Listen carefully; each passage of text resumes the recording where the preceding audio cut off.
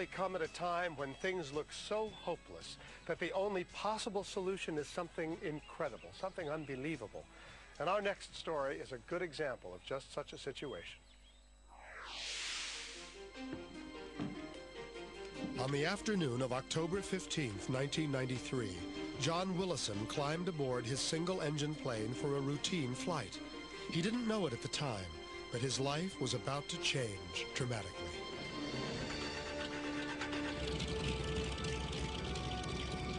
An experienced pilot, John had logged hundreds of hours of flight time.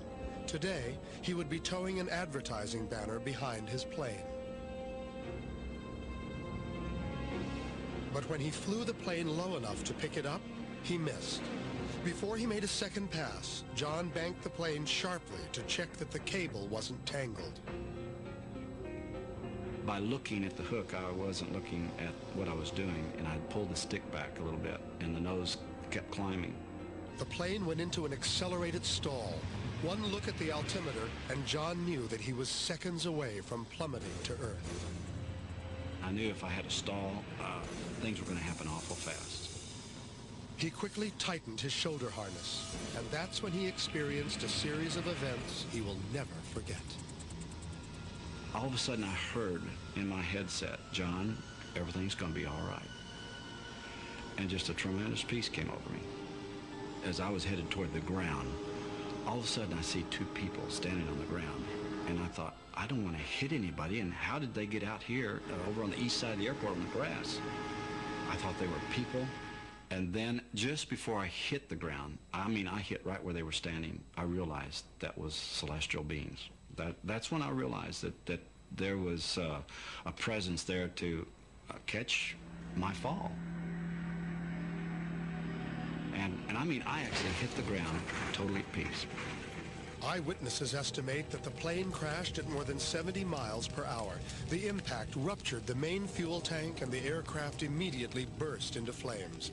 And then John saw a vision, what he can now only describe as an angel. And I remember looking up and going all the way up and going, wow. And he had on a tunic-looking outfit and had long blonde hair. I couldn't see his face, but it was an angelic being standing there. And I remember thinking, why is this fire not touching me? And then all of a sudden, smoke started coming inside the cockpit and started filling up the cockpit where I couldn't hardly see. I look over here and I see a face. He started breathing on me, just breathing. And I remember leaning forward to breathe his breath because I would think, why am I not choking? This is pretty strong smoke in here. Jerry McAdams was the first person to reach the crash site. I could see John. There was smoke inside there where he was. He was in a totally enclosed environment. And I don't really see how he remained conscious, to be honest with you. He just reached up one time and just hit his hand like that and it hit the latch perfectly. Knocked it open, didn't even look at it. And so I was able to pull the latch open. And I remember thinking, boy, this is hot. We're talking seconds from the time they rolled me out of the airplane and we got away from that plane. All of a sudden, that plane blew up. And I mean, it was a towering inferno. And I remember stopping and looking at that and thinking, I am alive. I remember sitting there on the ground thinking, I was just seated right there where all that fire is. And I'm alive. Within minutes, John was airlifted to the Harris Methodist Fort Worth Hospital. His attending physician was Dr. Raymond Ferris. The fact that he was able to survive the G-forces of this crash and in this cockpit and protected and get out in time before the fire started, that really is remarkable. John's injuries were confined to his face.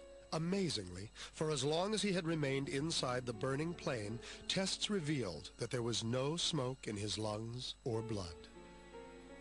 Well, I think the faith that John had and the experience that he had before, during, and after the accident made his attitude such a positive attitude that there's just no way to keep him down from that. Things like this really do confirm your faith. When you see stuff like that happen, you realize that, there is a God out there and he's watching over us. And things like this are proof to me.